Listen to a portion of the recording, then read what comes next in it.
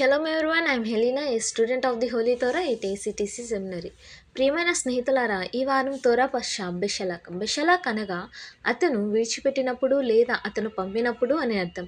Seifert తోరా వార్షిక పఠన క్రమంలో ఇది 16వ పశ్చా మరియు సెఫర్ షెమోత్ లేదా నిర్గమకాండంలో ఇది 4వ పశ్చా.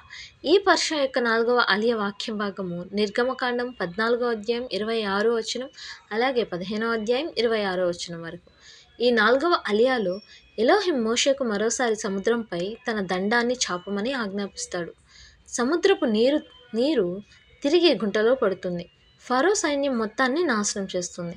ఇశ్రాయేలీయులు ఎలోహిం మహత్తును చూసి ఆయనను విశ్వసించి భయంతో మోషేపై ఆధారపడతారు. మోషే మరియు ఇశ్రాయేలీయుల సముద్ర గీతం పాడుతూ ఎలోహిం గెలుపును స్తుతిస్తారు.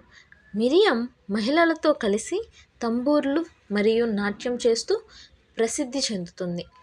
ఆ తర్వాత ఇశ్రాయేలీయులు అరణ్య మార్గంలో ప్రయాణిస్తూ మారాహ్ వద్ద కొరుకైన నీటిని తీయగా మార్చడం ద్వారా ఎలోహిం తమను రక్షించిన దాన్ని చూపిస్తాడు మరియు యావే రాఫాగా తనను పరిచయం చేస్తాడు. ప్రియమైన స్నేహితులారా, మరిన్ని తోరా పాటల కోసం మా యూట్యూబ్ ఛానల్ను సబ్స్క్రైబ్ చేయండి. షాలోమ్ లెహిత్రావత్.